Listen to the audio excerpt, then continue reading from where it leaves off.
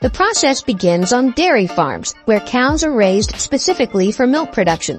These cows are kept in clean and well-maintained environments, and the farmers take a lot of care in making sure that their cows remain stress-free, since that ultimately affects their milk production. Dairy cows are usually milked 2 or 3 times a day using milking machines. The average cow can produce anywhere from 25 to 35 liters of milk every day. Milking machines are designed to be gentle and efficient, ensuring the well-being of the cows. In modern farms, several milking machines are attached to a rotary parlor, which can accommodate anywhere from 20 to 80 cows at the same time. The raw milk flows through stainless steel or glass pipes to a refrigerated bulk milk tank where it is cooled to about 4 degrees centigrade. After the cows have been milked, a refrigerated bulk tank truck makes collections from dairy farms and delivers them to the processing facilities. Before pumping the milk from each farm's tank, the driver collects a sample and checks the flavor and temperature and records the volume. Because milk is a perishable commodity, dairy farms and processing facilities are usually in close distance to one another. At the milk processing plant, the milk in the truck is weighed and pumped into refrigerated tanks in the plant through flexible stainless steel or plastic hoses. The cold raw milk passes through either a clarifier or a separator, which spins the milk through a series of conical discs inside an enclosure. A clarifier removes debris, some bacteria, and any sediment that may be present in the raw milk. A separator performs the same task, but also separates the heavier milk fat from the lighter milk to produce both cream and skim milk. Some processing plants use a standardizer clarifier, which regulates the amount of milk fat content in the milk by removing only the excess fat. The excess milk fat is drawn off and processed into cream or butter.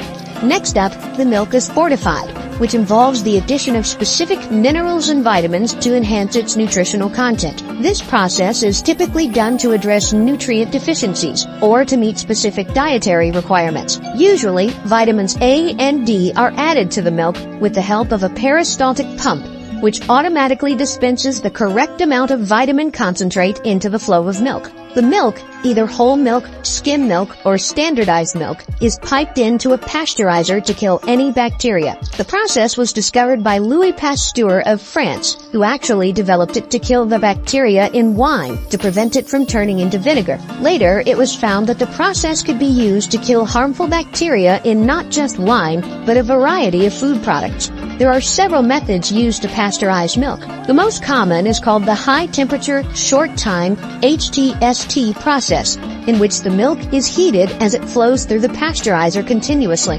Whole milk, skim milk, and standardized milk must be heated to 72 degrees Celsius for 15 seconds. Other milk products have different time and temperature requirements. The hot milk passes through a long pipe whose length and diameter are sized, so that it takes the liquid exactly 15 seconds to pass from one end to the other. A temperature sensor at the end of the pipe diverts the milk back to the inlet for reprocessing if the temperature has fallen below the required standard. In raw milk, the fat content is naturally present in the form of globules. Over time, these fat globules can rise to the surface, causing cream separation. So milk is homogenized to reduce the size of the remaining milk fat particles. This prevents the milk fat from separating and floating to the surface as cream. It also ensures that the milk fat will be evenly distributed through the milk. The hot milk from the pasteurizer is pressurized to 2,500 to 3,000 psi, 17,200 to 20,700 kPa by a multiple-cylinder piston pump and is forced in very small passages in an adjustable valve. The shearing effect of being forced into tiny openings breaks down the fat particles into the proper size. The milk is then quickly cooled to 4 degrees Celsius to avoid harming its taste. In the production of powdered milk, there's one extra step involved before the packaging process. First, the milk is concentrated to increase its solid contents. This is typically achieved by evaporating a significant percentage of the water, leaving behind a more concentrated liquid. After concentration, the milk concentrate is then subjected to spray drying, which is the process that transforms the concentrated liquid into powdered milk. The concentrated milk is first fed into a chamber where it is atomized, meaning it is broken down into small droplets. This is typically achieved by spraying the liquid through a nozzle. The droplets are then introduced into a drying chamber. Hot air is simultaneously blown into the chamber, causing the water content in the droplets to evaporate rapidly. As the water evaporates, the remaining milk solids form tiny dry particles. These particles fall to the bottom of the chamber, and the dried powder is collected. The processed milk is then packaged into various containers, such as cartons, bottles, or jars in the case of powdered milk. One of the first glass milk bottles was patented in 1884 by Dr. Henry Thatcher, who came up with the idea after seeing a milkman making deliveries from an open bucket, into which a child's filthy rag doll had accidentally fallen. By 1889, Thatcher's common sense milk jar had become an industry standard. Packaging is done under strict hygiene standards to prevent contamination. Throughout the production process, rigorous quality control measures are implemented. This includes testing for bacterial contamination, checking for proper pasteurization, and ensuring the milk meets regulatory standards for various components. This is important because the milk must comply with these standards to be classified as Grade A milk, which is about 90% of the milk produced in the United States. If the milk somehow doesn't fall on these stringent standards and receives a Grade B, it can only be used in the production of certain cheeses, which undergo further processing. The gold standard in sanitary conditions is certified milk, which is sold at a higher price than Grade A milk. To ensure sanitary conditions, the inner surfaces of the process equipment and piping system are cleaned once a day. Almost all the equipment and piping used in the processing plant and on the farm are made from stainless steel. Highly automated clean-in-place systems are incorporated into this equipment that allows solvents to be run through the system and then flushed clean. This is done at a time between normal influx of milk from the farms.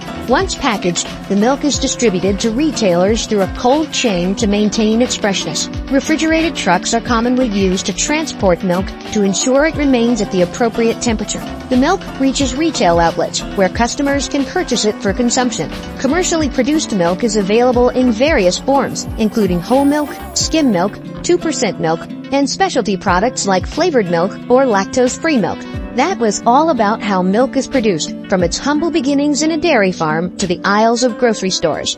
Oreo cookies. Hand making isn't an option, since the sheer amount each factory has to produce is impossible to do by hand. For this purpose, the Oreo factory is full of heavy-duty machinery equipped to churn out more than 1 billion cookies each year. The main ingredients essential to the cookie-making process are flour, sugar, cocoa powder, vegetable oil, leavening agents such as baking soda and baking powder, salt, flavorings, and vanilla cream filling. These are sourced from different producers and are approved by a quality control team after they arrive at the factory. The next step is preparing the batter. A worker unloads heaps of sugar into an industrial-grade mixer. Next, he adds 2 kinds of cocoa. Both types are processed beforehand to make them milder and smoother. The cocoa gives the Oreo cookies their signature look and taste.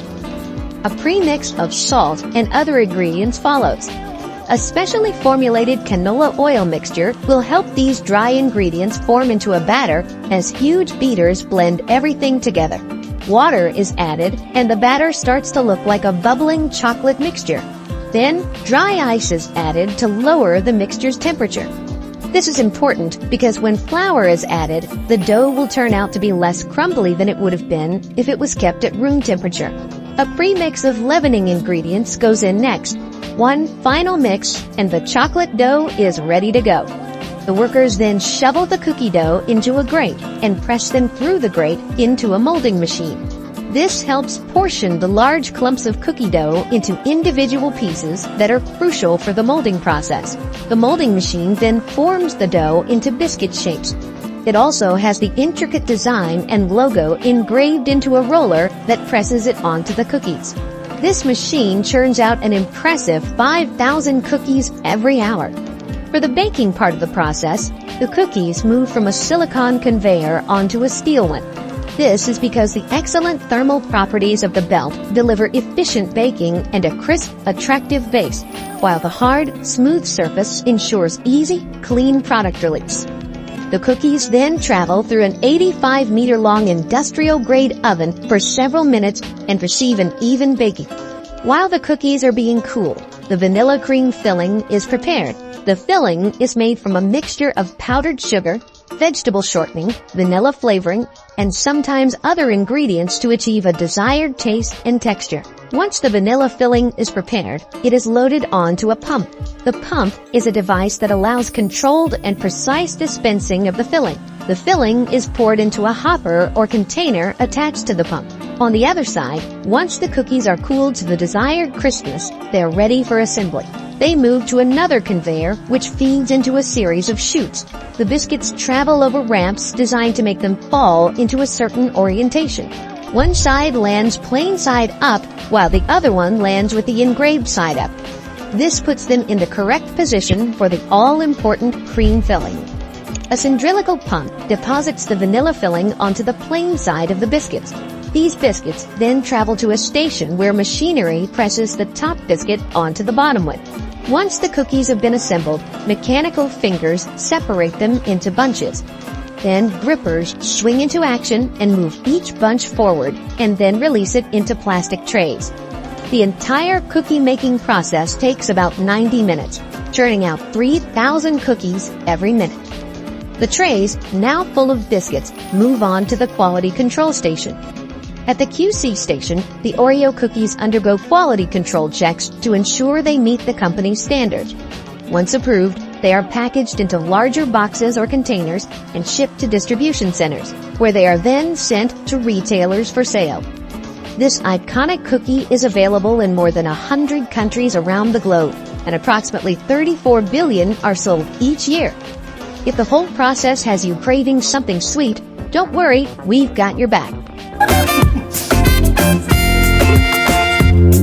Thank you for watching at Ronnie's Mind Palace. We talks everything, never boring.